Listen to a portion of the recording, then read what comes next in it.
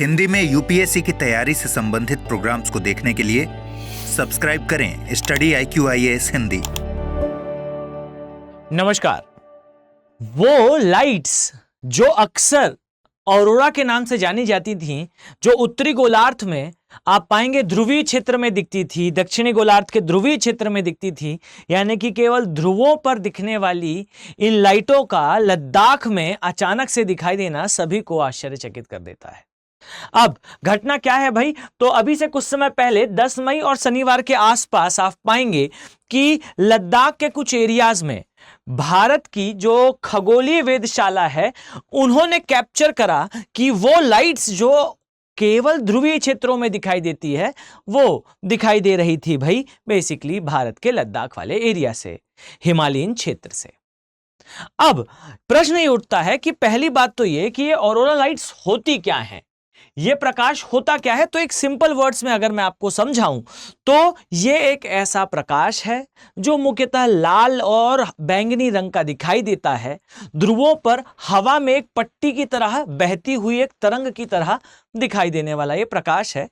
बहुत ही आश्चर्यचकित कर देने वाला दृश्य होता है।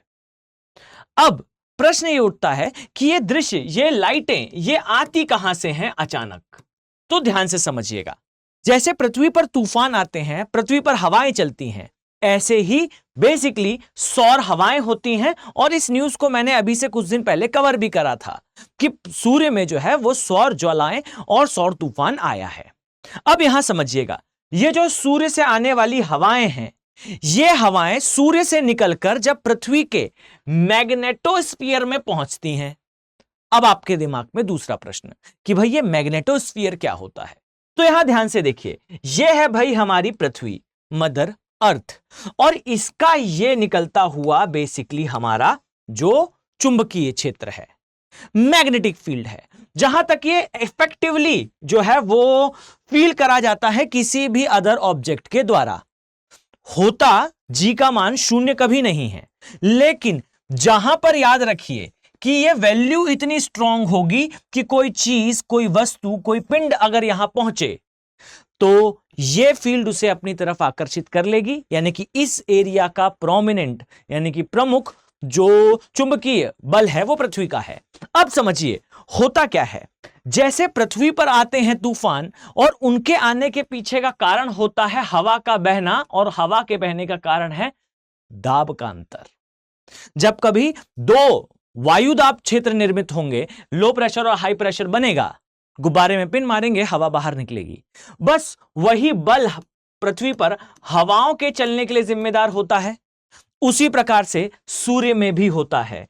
परंतु यहां पर उन सौर पवनों के चलने के लिए दाब नहीं, वास्तविकता में आप पाएंगे कि सूर्य का अपना चुंबकीय क्षेत्र में होने वाला परिवर्तन जिम्मेदार होता है। यानी कि सूर्य में एक परिवर्तन आता है जो प्रति 11 वर्षों में देखने को मिलता है। याद रखें कि हर एक 11 वर्ष में जो सूर्य है, इस सूर्य का बेसिकली आप पाएंगे चुंबकीय क्षेत्र और ये एक्सिस चेंज होते हैं, शिफ्ट होते हैं। और इस शिफ्टिंग की साइकिल में आप पाएंगे कि अलग अलग चुंबकीय क्षेत्र, जिनकी प्रगाढ़ता, जिनका वेग, जिनका बेसिकली आप कह लीजिए इंटेंसिटी, तीव्रता ज्यादा होती है, और यही जो तूफान का रूप धारण करते हैं। जब यहां पर चुंबकीय क्षेत्र बढ़ जाता है, तब के केस में यहां से सौर पवनें चलना स्टार्ट हो जाती हैं, हवाएं चलना स्टार्ट हो जाती हैं, और ये हवाएं सूर्य से निकलकर इसके चारों ओर जिस प्रकार से आपको ये फील्ड दिख रहा है, कुछ उस प्रकार से बिखरती हैं और हर ग्रह पर पहुंचती हैं। अब लद्दाख में क्यों दिखाई दी ये लाइट, इसके पीछे का कारण यही है। मैंने इसके बारे में सेपरेटली 2 बार कवर करा इस वीडियो को अलग अलग एंगल से, पर ये एंगल सेपरेटली आपके एग्जाम पॉइंट ऑफ व्यू से इंपॉर्टेंट है।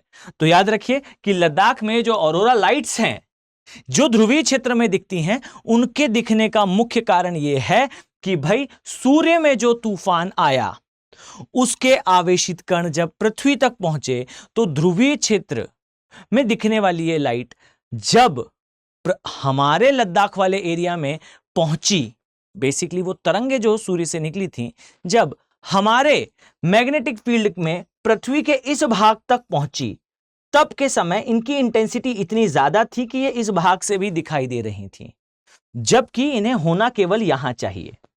अब आपके दिमाग में एक और प्रश्न आएगा कि ध्रुवीय क्षेत्र में ही क्यों होना चाहिए? तो इसके पीछे का कारण है, समझिएगा कि इस प्रकार से आप पाएंगे कि यहां पर चूंकि मैग्नेटिक फील्ड पृथ्वी का सबसे मजबूत होता है, यह वो क्षेत्र है जहां पर पृथ्वी का मैग्नेटिक फील्ड सर्वाधिक मजबूत है।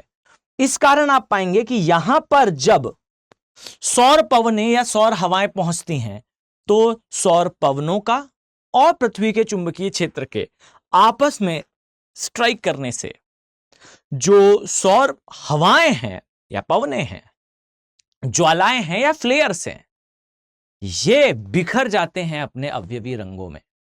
और यही कारण है कि लाइट दिखती है हमें ध्रुवीय क्षेत्र में। अब क्या पृथ्वी का चुंबकीय क्षेत्र बदला था? Answer is no. तो भाई जब चुंबकीय क्षेत्र नहीं बदला था, यानी कि यहां पर और यहां पर जैसा हमेशा हुआ करता था वैसा ही था चुंबकीय क्षेत्र, परंतु यहां पर फिर लाइट क्यों दिखी? क्योंकि आने वाली जो सोलर विंड्स हैं, सौर ज्वालाएं हैं, फ्लेयर्स हैं, इनकी इंटेंसिटी सूर्य में आए हुए तूफान के कारण काफी ज्यादा बढ़ गई, और इसके बढ़ जाने के परिणाम स्वरूप हमारे लद्दाख वाले एरिया से हमें यह दिखाई देता है। भाई यह घटना अचंभित कर देने वाली है, साथ ही जानकारी अत्यधिक महत्वपूर्ण भी है। सौर तूफान 11 वर्षों में ध्रुवीय जो चेंज होता है, और ये ध्रुवीय चेंज विद रिस्पेक्ट टू जो सन है, उसका मैग्नेटिक फील्ड है, उसके अकॉर्डिंगली होता है।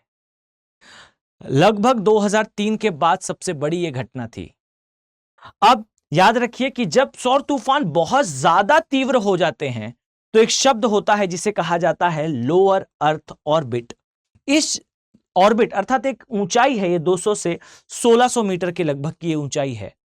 इसमें आने वाले उपकरणों को खासा प्रभावित करते हैं अगर ये सौर तूफान बहुत ज्यादा इंटेंसिफाई हो जाएं। और आई थिंक आप परिचित हैं इस बात से कि पृथ्वी का जो सैटेलाइट नेटवर्क है वो इसी रेंज में कहीं ना कहीं आता है। रेडियो संचार इसी रेंज से वो जो है वो व्यवस्थित होता है, इसलिए ये हमारे लिए एग्जाम पॉइंट ऑफ व्यू से इंपॉर्टेंट है। अब अगर आप कुछ इसी तरीके से इंटरेस्टिंग मैनर में अपने यूपीएससी की जर्नी को प्ले करना चाहते हो और सीरियसली अपने एग्जाम को क्वालिफाई करना चाहते हो, तो वेलकम इन अ सब्जेक्ट जो आपको मेंस में 300 प्लस मार्क्स दिलाता है। साथ ही ये वो सब्जेक्ट है, याद रखें, जो यूपीएससी के प्रिलिमिनरी एग्जामिनेशन में आपको 35 प्रश्नों का डायरेक्ट असिस्टेंस देगा। आप कैलकुलेट कर लें, यू विल फाइंड कि ज्योग्राफी ऑप्शनल पढ़ने पर आपका एनवायरनमेंट का सिलेबस, साथ में आपके जीएस के ज्योग्राफी का सिलेबस 200% कवर होता है। अब अगर आपने ऑप्शनल लिया, ऑनर्स लेवल की तैयारी करी, तो आपको जीएस के वो 35 क्वेश्चंस प्रिलिमिनरी एग्जामिनेशन में जो दिखाई देंगे बेहद ही इजी लगेंगे। साथ ही इन क्लासेस में मैं पूरा ऑप्शनल का सिलेबस कंप्लीट करने वाला हूं। अगर आप जुड़ना चाहते हैं तो बेशक इन बैचेस के साथ जुड़ सकते हैं 15,999 की एक्सक्लूसिव प्राइस पर, बट ये प्राइस तभी होगा जब आप ए के लाइव कोड का यूज करते हैं। ओके, सेकंड थिंग, अगर आप यूपीएससी की तैयारी कर रहे हैं और अपना पूरा सिलेबस कंप्लीट करना चाहते हैं तो वेलकम इन दिस बैचेस। ये P2I अर्थात फाउंडेशन बैचेस हैं जो आपको प्रीलिम से लेकर इंटरव्यू तक की सारी तैयारी कराने वाले हैं। सो इस उम्मीद के साथ कि मैं आने वाले समय में आप सभी आईएएस एस्पिरेंट्स को इन बैचेस में देखने वाला हूं। चलिए मिलते हैं नेक्स्ट वीडियो में। Have a very nice day, thank you. Hindi में यूपीएससी की तैयारी से संबंधित प्रोग्राम्स को देखने के लिए सब्सक्राइब करें स्टडी IQ IAS हिंदी।